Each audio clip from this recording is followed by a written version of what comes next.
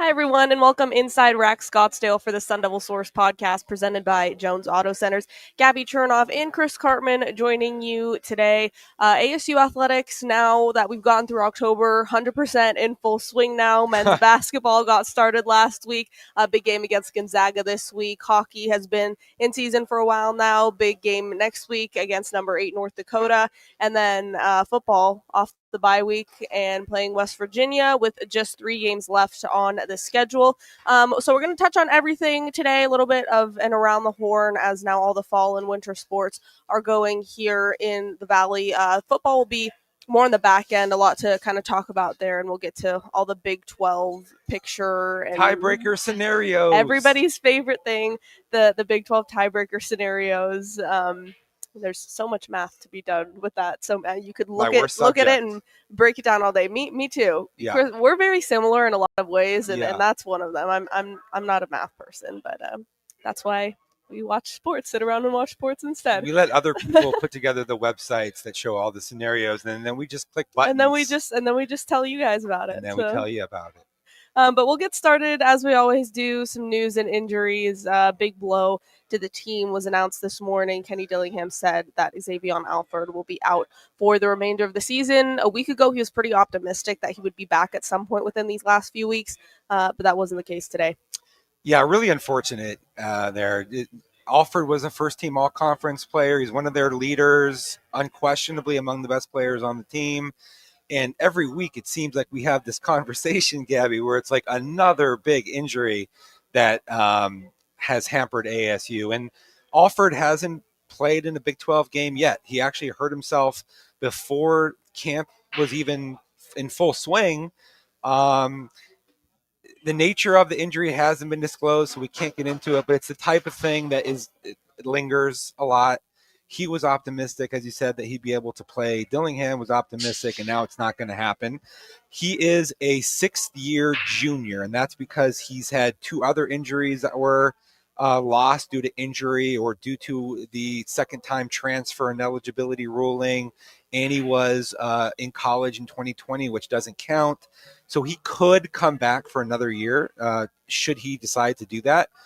His draft stock obviously was hurt by not being able to play this year.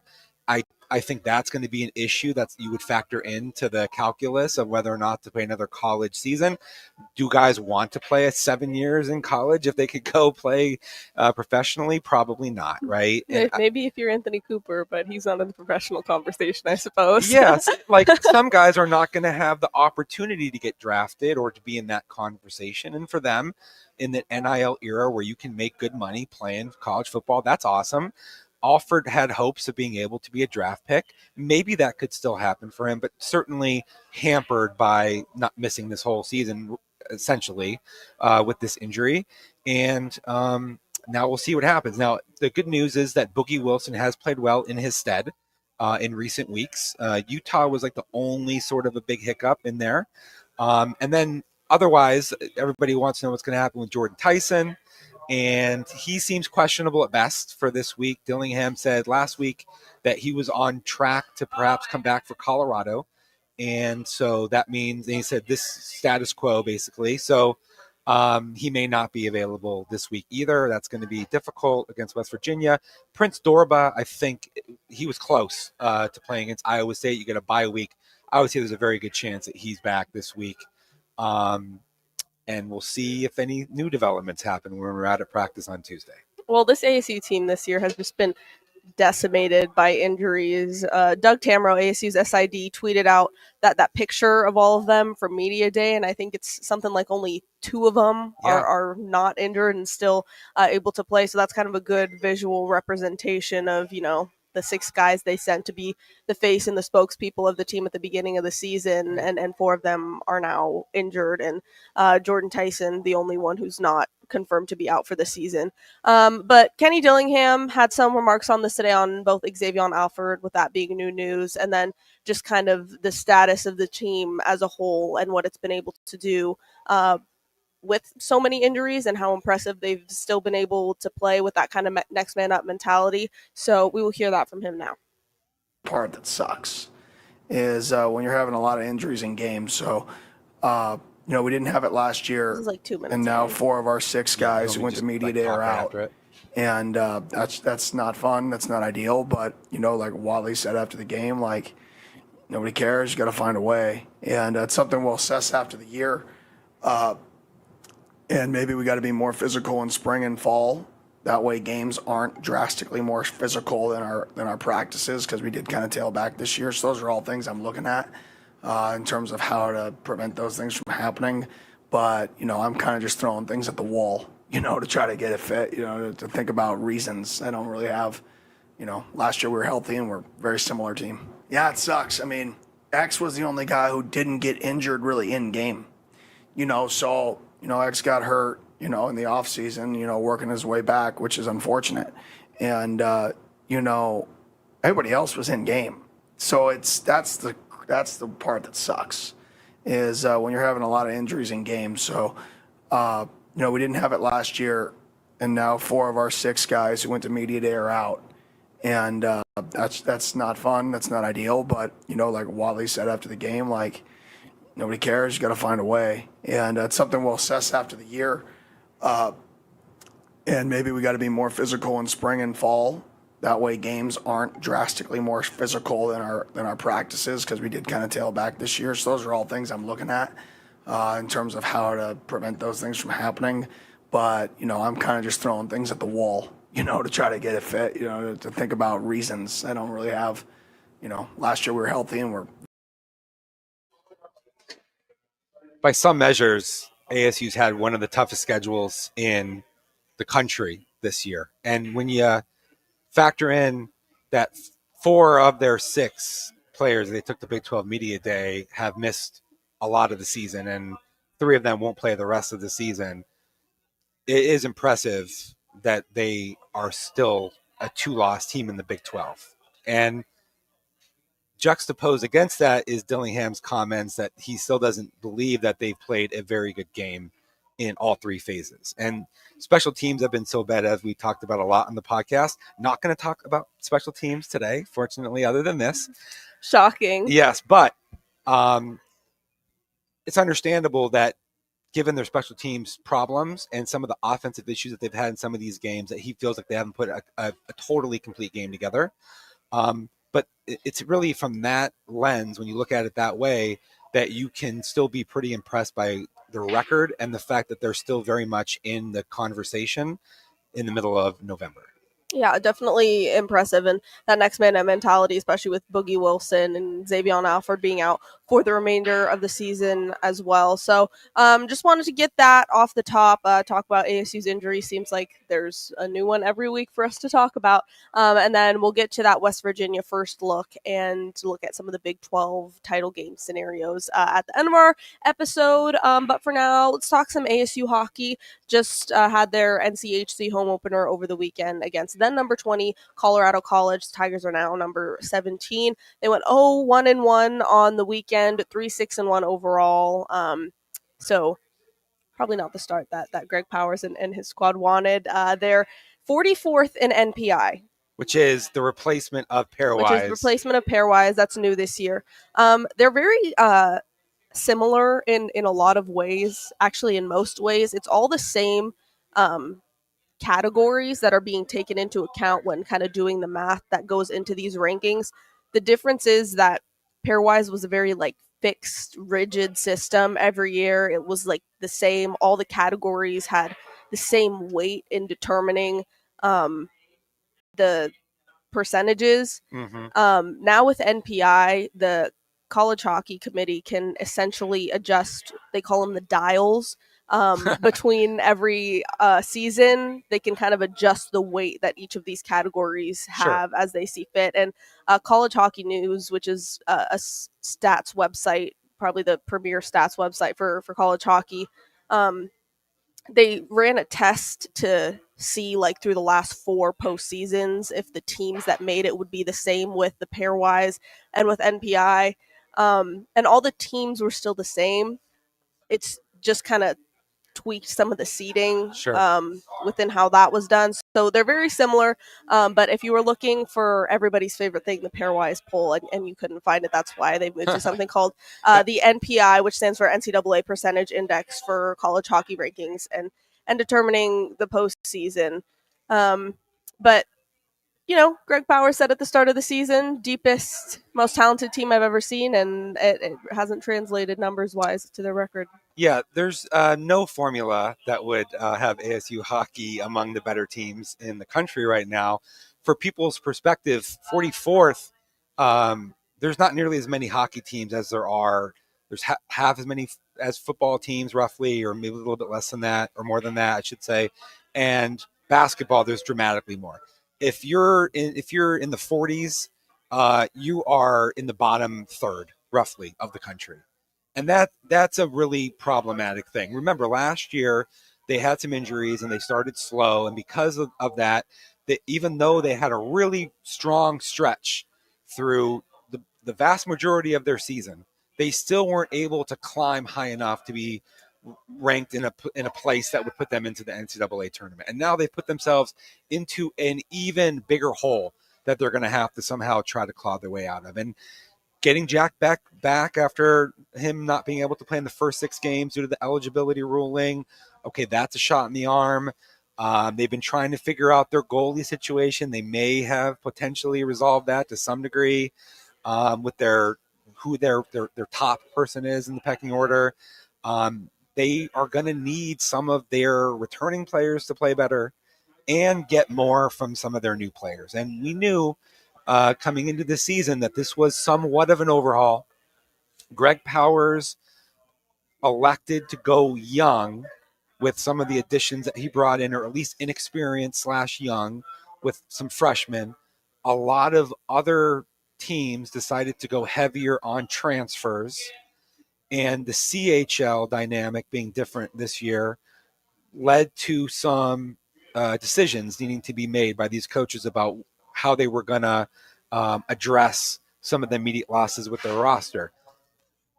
My question to you, Gabby, is, because you're following this even more closely than I am, is are there things that we could draw from this start of the season that tell us whether or not the strategy that was chosen by Greg Powers was optimized, or is it still too early given where the team is at with how many young players and what they're trying to accomplish more broadly? I think a little bit of both. I think more so signs are pointing towards this strategy isn't working out as well as Greg Powers probably thought it would. But he even admitted at the start of the season that we have 17 new players, 11 of which are freshmen. We know there's going to be mistakes. Mistakes are okay. We're here to coach you through them. There's going to be mistakes with a roster as young as the one that we have. I'm not sure with that he expected these mistakes to still be lingering. He said on Saturday, their defensive core is very young. They only have one upperclassman, and he's a junior. That's where they've had the most issues. Yes, and he's been struggling. Anthony Dowd, he was scratched on Friday, and Greg Power said, it was because he was struggling, and so he kind of needed a day or a game to reset. So on Friday, they were playing with very sophomores and freshmen solely. Dowd is the on only defense. returning veteran who played a lot last season. And on Saturday, he used a penalty that was taken, I believe, in the second period, kind of as a microcosm of just how young and inexperienced that defensive core is. Basically, one of the defensemen was essentially forced to take a penalty, or one of Colorado College's players would have been on a breakaway. Easy shot, Exactly. And so it was a smart penalty to take in that sense, but also Colorado College ended up scoring because of that penalty. And he said, we're going to need to work with these guys to really make sure they're simplifying their game and making, he worded it, they need to make very basic hockey plays a lot better than they are.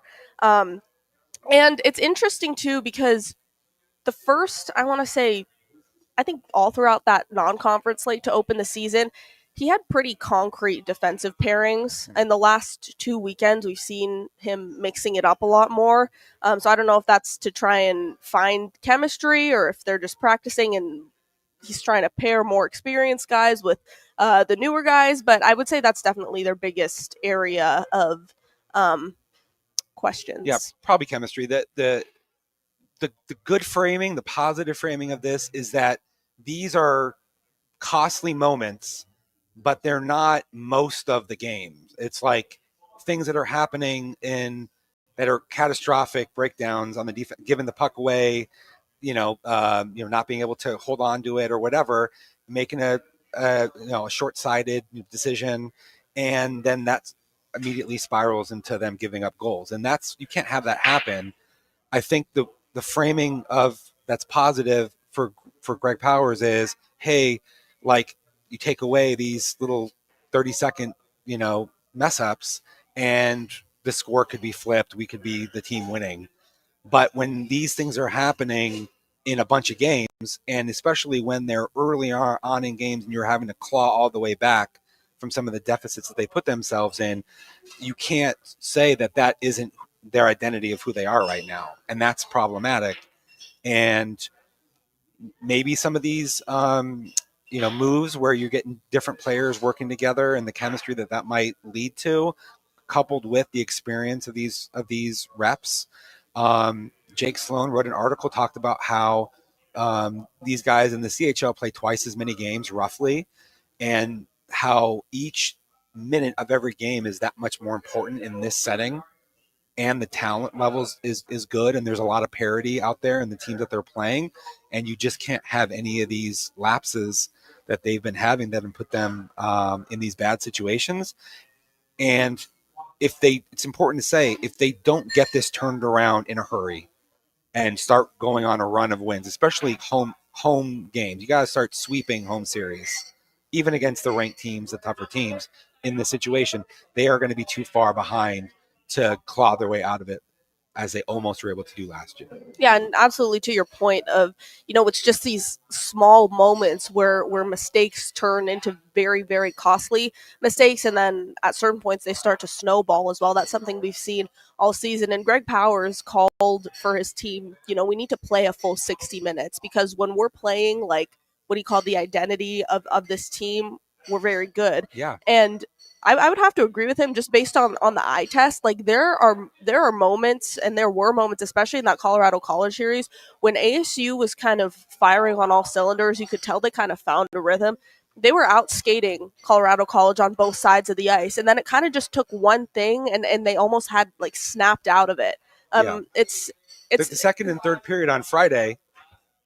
They were the better team for 40 minutes. Right. They were the better team for the first 5 minutes of the first period, but it was those 15 minutes of not playing to what their identity is that really cost them that game. Right. So you can't have the big swings. Yes. It's just consistency. It has to be consistency and reliability in what you're doing. And if they're able to attain that, then the results will be different and they'll have a chance. But right now they're not doing it. Yeah, and it's not going to get any easier by any means. They'll go to North Dakota to play the Fighting Hawks this weekend, and then they host Denver, and then they host Ohio State. And those teams are ranked what, like in order? Number 6, North Dakota. Denver is. Sorry, I don't have this pulled up here. Somewhere in the top 20. I think there's 8, maybe. Oh, Denver's just kidding. Denver's 4, North Dakota's 6. Yeah. And then they play Ohio State, who is currently unranked. Yeah. And then they play Minnesota Duluth, who is number 3. Time to start getting some wins and turn this thing around. Yes, the parity has showed up this year in college hockey just as expected, and it's quite a gauntlet ahead for ASU hockey. We're going to take a quick break here from our presenting sponsor, Jones Auto Centers, and then we'll be back with a review of ASU basketball's first week getting going under Bobby Hurley, and then we'll have all that football content that I mentioned earlier. For over 60 years, the Glenn Jones name has been recognized for integrity and honesty. From the Jones Auto Centers in Wickenburg. Jones Ford Verde Valley. Take a nice country drive out to Buckeye. When you're talking about Arizona's best, you're talking about the Jones Auto Group. It's quick, fast, strong. I want to invite you to visit our new facility in Casa Grande and enjoy our country-style way of doing business. We're the Joneses. Welcome back inside Rack Scottsdale for the Sun Devil Source podcast presented by Jones Auto Centers. Gabby Chernoff and Chris Cartman. Hey, did I mention one of our subscribers at Sun Devil Source bought a new truck through Parker Jones, one of his dealerships. So major shout out for that. And it was a beautiful truck. GMC got it in Casa Grande. So people are buying vehicles. Get it done. Chris, aren't you in the market for a new car? I am, yes. And there we go. And Cullen Potter just got a new car, a Bronco from Jones Auto Centers as well. So if you're in Jordan the market for a new one, driving a beautiful everyone, all the Hummer. ASU athletes. So what are you doing, people? Go out. We got Parker Jones' email and number on there. Why don't you go ahead and get a nice concierge service? You can even get the thing delivered to your house. There you go. First class service. Yeah. All right. Bobby Hurley and the Sun Devils' fully revamped roster, 2-0 to start the season. Chris, you've mentioned that this is much kind of a surprise, just the way that ASU's been playing this year. Yeah, so they're picked 14th or 16th, I should say, in the Big 12 media poll and in the coaches poll, 2 separate polls, both last. And they don't look like a last place team in the first couple of games. Bobby Hurley's back is against the wall. He's in his 11th season. He doesn't have another year under his contract after this one. Lame duck situation. That's super rare. I've never seen that in covering ASU for a couple decades. And he's going to need to have a much better season than expected in order to continue coaching at ASU beyond this year. And there's some signs to be optimistic about. This is a team that, despite having 14 new scholarship players, which is a record, they're sharing the ball. Their chemistry seems to be good. They're competing at a high level. They get along with each other. There really doesn't seem to be the high maintenance prima donna characters. And those are all really positive ingredients. And I think that probably most importantly for this team is they have one of the best playmaking point guards in Mo Odom that I've seen at ASU since I started following ASU basketball in the mid-90s. So 1994-95, Marcel Capers helped ASU to a Sweet 16 appearance, and he set a record for assists. And then 1998-99, Alan Lewis also had over 200 assists, and they're the only 2 players that have over 200 assists in a season in ASU history. And I'm telling you right now that Mo Odom is easily capable of averaging 6-7 assists per game. And that would, Gabby, get him. You've been spending too much time around us, Chris. I'm just saying, that would get him to the 200 assist number. So we're talking about Bobby Hurley. He's had Remy Martin, right? And he's had Trey Holder and other really good guards in his last decade coaching at ASU. I'm telling you, this is the best playmaking point guard that he's had. Trey Holder could get to his spots and get into around the rim and score the ball. He didn't have, in my opinion, as much of an ability to feel where the players are around him and to be able to make the types of passes that Mo Odom is able to make. He's a New York guy. He's from New York, played basketball in New Jersey. There's a kindred spirit thing with Bobby Hurley that I find very interesting. And then a lot of people on the internet right now are talking about Massamba Diop. He's a 7'1" Senegalese player. He was in Spain playing for a while at a lower tier professional level. and he looks like an NBA draft prospect. If you have a really good point guard and you have a center who's got a lot of upside in terms of his ability in P&R situations, pick and roll situations on the perimeter, he can shoot the ball to three. He made his first 2 threes in their second game, the win over that they had Utah Tech on Sunday. And then his passing ability from the block is actually quite good. He runs the floor. He can handle it. He actually looks better, in my opinion, on the offensive end of the floor than the 2 5-star center prospects that ASU's had in recent ASU history, Enoch Boache and then Jaden Quainance. I don't think he's as good on the defensive end as Quainance. He's an elite player, but he's still somebody that can block and alter shots and be a presence around the rim. And that has ASU basketball in a better place than I think most people kind of expected. The big test is coming right now, Friday in Tempe against Gonzaga.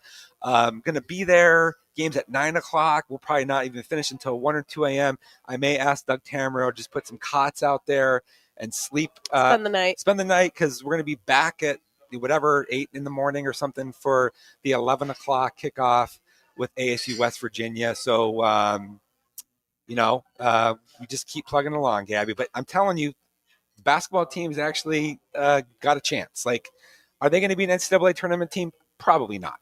But they're going to be competitive in a way that more than I anticipated. And I think most people, they sort of tuned out ASU basketball. Like, oh, yeah, this isn't going to end well, and we're going to just fast forward a year.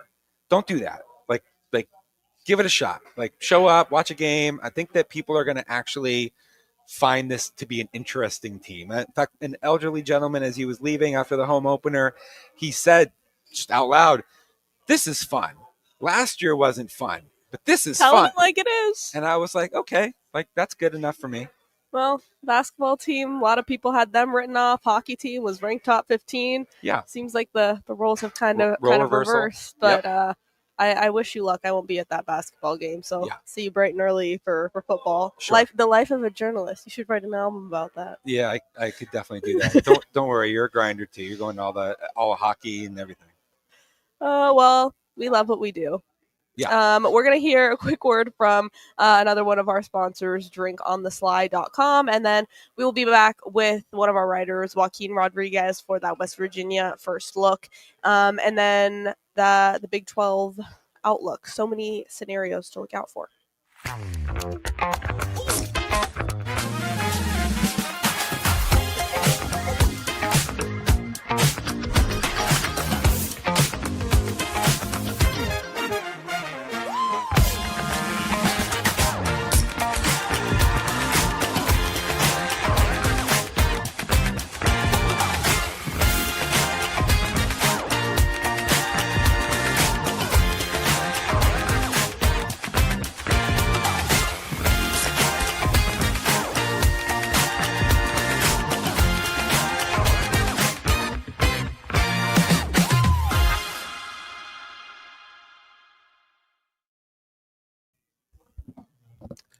All right, if you want to check out drinkonthesly.com, scan that QR code right there. We get a 20% off, correct, for that Drink on the Sly referral code, the QR code.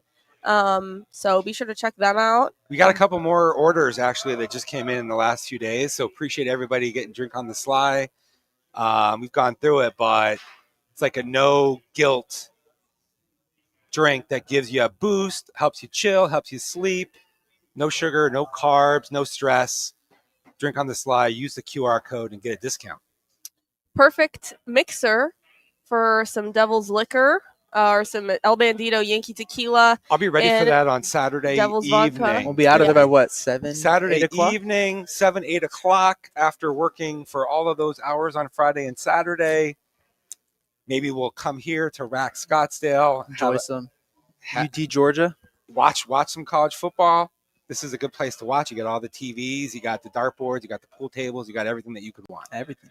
And food that smells great. I've yet to try anything other than the fries. The fries are bomb. I think I'm yeah. I think I'm overdue for some wings or something from Rack Scottsdale. But we welcome in our very own Joaquin Rodriguez to talk about West Virginia. Bang. the one and only Joaquin Rodriguez. That's what they say. Yeah. Who's going to talk to us about another Rodriguez? Second Rodriguez, Rich Jacob Rodriguez. Rodriguez, now Rich Rodriguez. And then there's a third Rodriguez that's like his favorite college football player.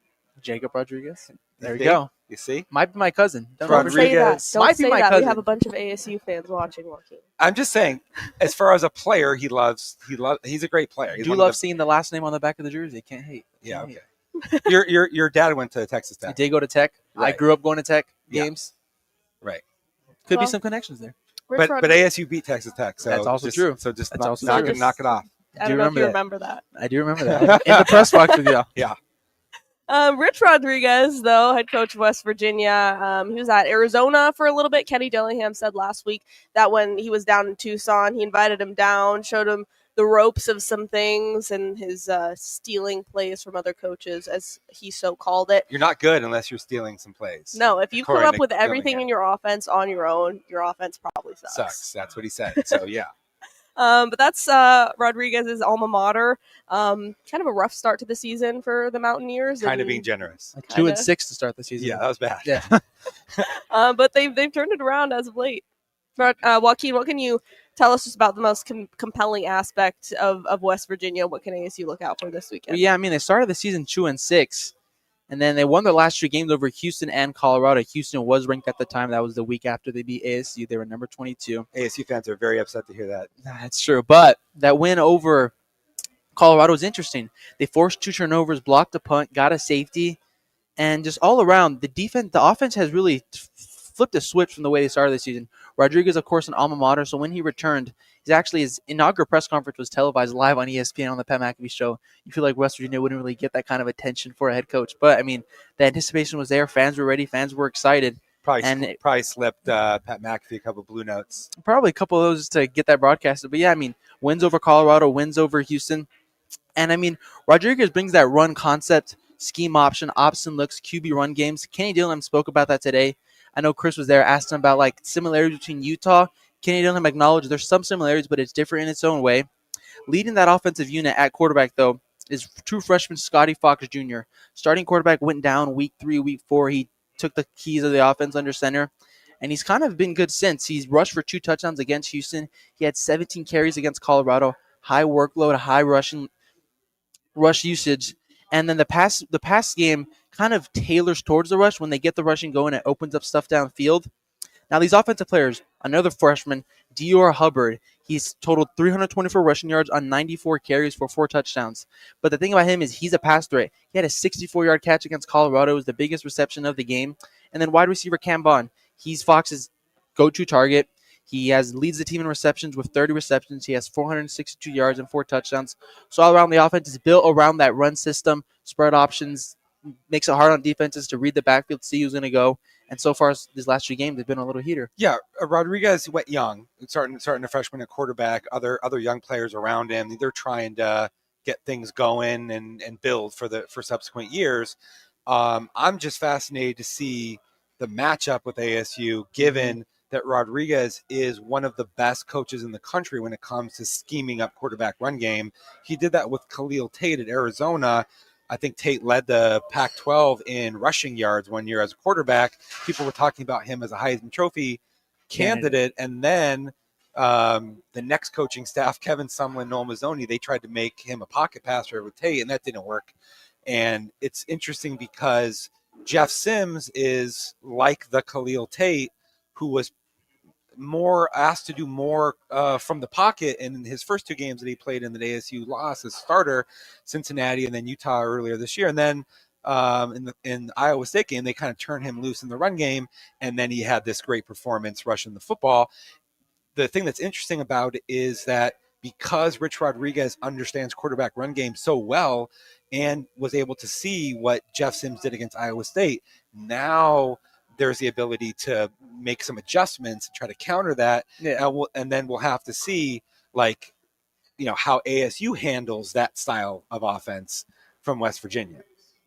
Well, Kenny Dillingham, Joaquin, like you said, talked about it today. The chess match between 2 offenses that are very QB run heavy. So hear from him, and then Chris, I'll let you kind of expand on it a little more. Sure. 100%. I mean, their defense is going to face some of that. What we did was a little different. They're a big zone read / counter read / flat mesh read team.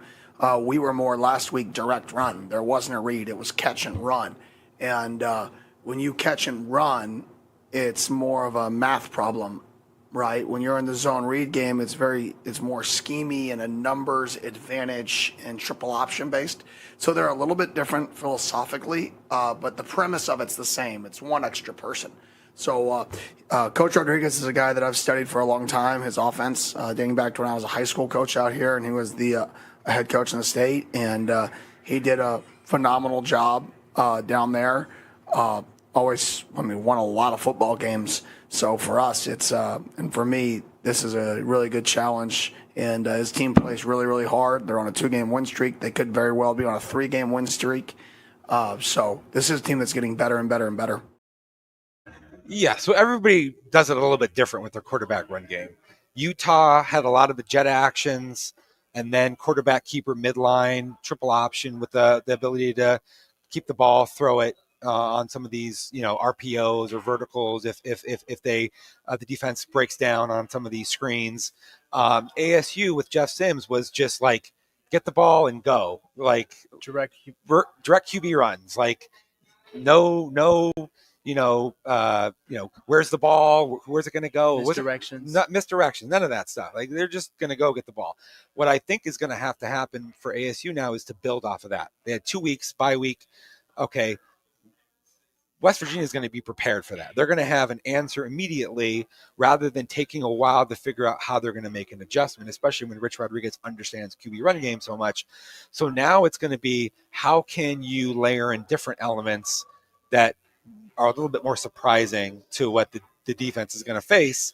And I really feel like that's also what West Virginia is going to have to do because ASU is very familiar. The difference, the advantage that West Virginia has is that theirs is more triple option components where if they catch you slipping, like they're going to hit you on a big play over the top. They don't need to throw the ball that much. They run the ball so much that they're going to get guys flowing downhill. And then when that happens, it opens up the intermediate, it opens up the vertical, and that's a big problem. Their quarterback run game is very dynamic in terms of the challenges that it presents, the ability to get the quarterback out into the alley and the perimeter. You get some of the pitch options that come off of that. That really enhances what you can do. The challenge for ASU is that it doesn't have all the offseason to put in all these layerings of their QB run game that they ran with Jeff Sims, but they're going to have to find some additional wrinkles to be able to make it more susceptible for defensive players having assignment errors. Yeah, and you speak on how it's one thing to get film on a quarterback. Jeff Sims went for the most rushing yards of an ASU quarterback in a single game, so they know Jeff Sims wants to run this way. He's productive this way, so it'll be, like you said, a chess match to see what Kenny Dillingham does in a Royal scheme up to kind of counteract that defense that they have over there. It's been the anchor of the unit in these last 2 wins. One thing I will say is traveling east to west tends to be pretty hard. So I think ASU is going to have more of an advantage in this game. Yeah, it's a little earlier, so that might negate it to some degree. But that east to west thing that we've seen across college football this year with ACC teams playing in California and ASU's done very well historically in these sorts of settings. So I think that does bode well. And then kind of just follow up to your guys' point of, Jeff Sims is going to be the starting quarterback for the remainder of the year, barring any more injuries for this team. And they've had a few weeks now to kind of settle in with that and adjust with that. And Mark Soro did a great job with adjusting to that for Iowa State. But what does it mean for the rest of ASU's personnel on offense? What kind of adjustments and perhaps role changes could they see in that regard? They've already relied more on Shimon Mateer and their tight ends as receiving threats, with Jordan Tyson also being out and probably not going to play this week either, although we'll find out more by Wednesday on that. And we also saw that ASU moved Jalen Moss to the outside. Like he had been a slot receiver only in practice, then went through that whole period where he wasn't playing due to injury, illness, whatever. Well, now he's back. They moved him to the outside opposite Malik McClain. They got Malik McClain a lot more involved. They're going to have to continue to build in a lot of those things. And I think that the linemen they're making a mental adjustment because they were never doing design quarterback run stuff. And now that they are, and I think that they started to get into a little bit of a better rhythm in that respect in that game that may carry over in a way that helps them be even better against West Virginia. Now, West Virginia has been very good at stopping the run, especially in recent weeks. That's probably the best aspect of their team on the defensive side. And so ASU is going to have to be able to make adjustments based upon whatever West Virginia is doing. And then on that defensive side, Joaquin, what kind of threats do they pose that ASU's offense will have to face? Well, yeah, they're coordinated by Zach Allen. He spent last year as a co-defensive coordinator at Oklahoma under defensive guru Brent Venables over there. And, I mean, yeah, the defense has been the anchor of these last 2 wins. In the win against Colorado, they had 7 sacks. 7 sacks. And, I mean, it feels like every week we talk about disguised pressures. I mean, Colorado had the ball with a chance to tie the game. West Virginia showed 3 people on the front, brought in a linebacker, delayed blitz, ripped down freshman quarterback Juju Lewis for Colorado, and basically sealed the game. Colorado doesn't have enough dogs, apparently. And in that game, they only surrendered 51 rushing yards to Colorado. Those primetime glasses. Yeah. And then against Houston, they had 3 sacks and only allowed 80 rushing yards. So Chris alluded to this. The rush defense has been the anchor of this team over the last 2 weeks. And, I mean, yeah, they only allowed 141.4 rushing yards per game. That's 6th in the Big 12, and it's only rising as they continue to play dominant these last 2 games. Yeah, we'll see if they can do it against a better team because Colorado is totally falling apart. Yeah, that's true. Well, ASU plays Colorado. Yeah. Yeah. And then Teacup after that, and then just like that, regular season's over. We don't know the time on that. It's going to be a 6-day hold. So we won't find out the time of the Colorado game until on Sunday. Oh, there you go. That was good. Until Sunday. That was good. Yeah. But with that, we're going to get into our Big 12 race kind of scenarios. This is what everybody wanted us to talk about, probably. Yeah. So if you're not watching live, you can just you've probably skipped to this part already, but Hopefully not. Hopefully not. This is the top 6 teams in the Big 12 right now. Texas Tech 6-1. BYU 5-1, number 22 Cincinnati 5-1, Houston 5-2, number 15 Utah 4-2, and then Arizona State is 4-2 as well. There's so much to talk about. Chris, you said a couple weeks ago, 2-loss team probably not making the title game, but I thought that a 2-loss team would make the title game. I thought one. Oh, sorry. I thought one would. I think it was. Luke and I disagreed. That was when Luke was on. Maybe Luke and I disagreed. Yeah, I remember that. I think the main thing I want to point out here is a lot of people mistakenly are presuming that because ASU lost to Houston and Utah, that ASU needs them to each lose a game. That's not true based upon the tiebreaker scenarios in a 3-way or more tie. Yes, in a 2-way tie, ASU loses to either one of those teams. They would go ahead at ASU. But it seems much more likely at this point with where BYU and Cincinnati are at that this ends up being a 3- or 4-way tie for second place. Last year was a 4-way tie for second place. And there actually are a lot of very good scenarios for ASU in these 3- and 4-way ties. So I don't know that we need to go through all of them, but you can run some of them on the screen, Gabby.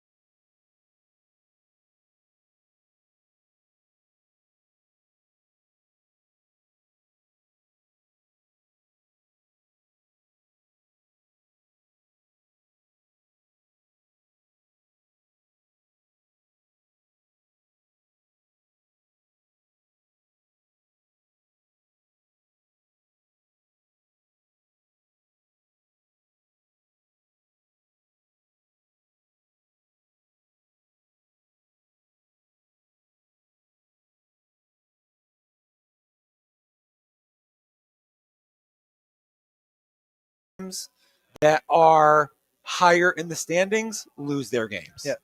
The one constant that's in all these metrics is BYU needs to drop into the game. They're currently at 7. They have 1 loss. So I think the key game to look out for all ASU fans out there is November 22nd. BYU plays Cincinnati, who's one of the other premier teams in the Big 12 right now. So that's one of the matchups that, like, if BYU wins this weekend, all of a sudden they go into that week thinking, like, their last game to end the season is not a losable game. They play UCF on the road at UCF. That's probably going to win that game. Well, so, it's not impossible, but yeah, it's highly unlikely. Yeah. So if BYU were to get through TCU this week, all of a sudden ASU fans have that game November 22nd at Cincinnati marked on their calendars, thinking if BYU drops that game, all of a sudden those odds probably tied. Like I said, we're not mathematicians, but those odds probably climb a lot higher than they are right now if BYU were to drop that game at Cincinnati. Yeah, it's important to keep in mind, like Texas Tech is playing UCF in West Virginia, so they have the easiest portion of their schedule left. Not saying it's impossible to lose to West Virginia or something like that, but more than likely, Texas Tech is going to only have one loss. And then because of that, you're going to almost invariably have 2 or more teams tied with 2 losses. And the Cincinnati BYU game is going to be like the most important game to watch. But ASU needs to win out regardless of any of these scenarios. If you want a rooting guide, and I hate to say this because a lot of ASU fans are not going to want to do this, but if Arizona beats Cincinnati this week, that would give ASU more scenarios by which it could make the Big 12 championship. And also ASU fans should be rooting for TCU to beat BYU and for Baylor to beat Utah. Now, if 2 or 3 of those happen, that's going to increase the odds when we're having this conversation again a week from now. If ASU beats West Virginia, now we're talking about an ASU team that would have more than a 20% chance of making it. Very true. Doing the best we can. Just, hey, me and Chris have been grinding. Math with the Sun Devil Source squad. Me and Chris have been grinding this website for a good 2 weeks now. Oh, yeah. I've gone through a million scenarios. I'm just throwing in scenarios, seeing what happens. Tech loses every game, what happens. Yeah. We're just I'm telling you, we're going to be having this conversation every week. Again in another week, as long as ASU takes care of business. This is what I love about sports, all the little intricacies. Yeah. And this could happen, and then Ranch has fallen a chicken wing. We're going to get to that, Ranch and a chicken wing scenario. Yeah, probably will in just about a week or two. But that's all we have scheduled this week on the Sun Devil Source podcast. We want to thank all of our sponsors one last time. Jones Auto Centers, drinkonthefly.com, Devil's Liquor, El Bandito Yankee Tequila, Devil's Vodka, and then, of course, the lovely Rack Scottsdale for hosting us every Monday. We will see you right back here next Monday. We'll have that review of West Virginia, and then a little preview. We'll know the game time of that Colorado game by next Monday. So until then, we'll, of course, have you covered. A big weekend for ASU athletics. Football on Saturday, and then against Gonzaga on Friday for basketball. And bunch of recruits coming in this weekend. Get on Sun Devil Source. You're going to be reading about them the next day or two. Yeah, he writes like full articles, like talks to these guys about what they thought of just the game day environment and everything. So that's coverage you're not going to find anywhere else. So if you haven't subscribed yet, then we always say, what are you doing? What are you doing? So until next time, Gabby Chernoff, Joaquin Rodriguez, and Chris Cartman for Sun Devil Source. We'll see you next week.